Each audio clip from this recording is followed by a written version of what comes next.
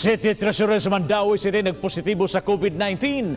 Bisan pa man kung nakakompleto na siyang bakuna batok nini. Apan gihangop niya nga mild ra ang iyang sintomas nga nabatyagan. Ang report ni Nico Serino. Kagahapon gi-report ang update sa Mandaue City Contact Tracing Team sa mga kaso sa nagpositibo sa COVID-19. Muabot sa 16 kanila ang nasutang partially o fully vaccinated na apan nataptan sa sakit. Kagabi sa social media gikumpirmar ni City Treasurer Attorney Rigal Oliva nagpositibo sab siya sa sakit o kasamtangan nga naka-isolate. Nagpaswab siya kay mutambong og family gathering og staycation o gusto nga manigurong daan sa iyang idarang mga sakop sa pamilya. Fully vaccinated na si Oliva, ang second dose niya ni atong Mayo 20. Because it's my sister's birthday today, and then in the family, I'm the most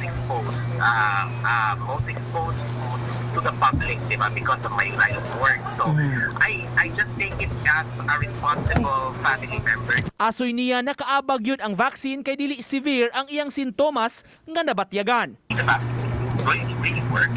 So that's why I've been convincing my friends who are anti-vaxxers to get their vaccine, because indeed I have another very close friend now in the hospital.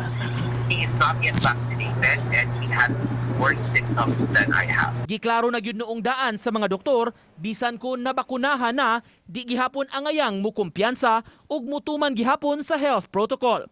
Dili na ka masudog ICU, dili na busluton imong tutunan. Parihara ko magpabakuna ka flu shot. Moagi mo sa kaghilanat sa flu. Oh, dili mo nga di na gyud ka magka-flu. Maka-flu gihapon ka pero minus mild day mo symptoms. Kinahanglan magpabakuna kay bisan pagali og nabakunahan na ta sa duha ka dose, mataptan ra gyud gihapon ta sa COVID. Apan ang nakanindot lang ana kay dili gyud makritikal ang atong panglawas. Uban ni Godfrey Relien, Nico Sereno, Balitang Bisdak.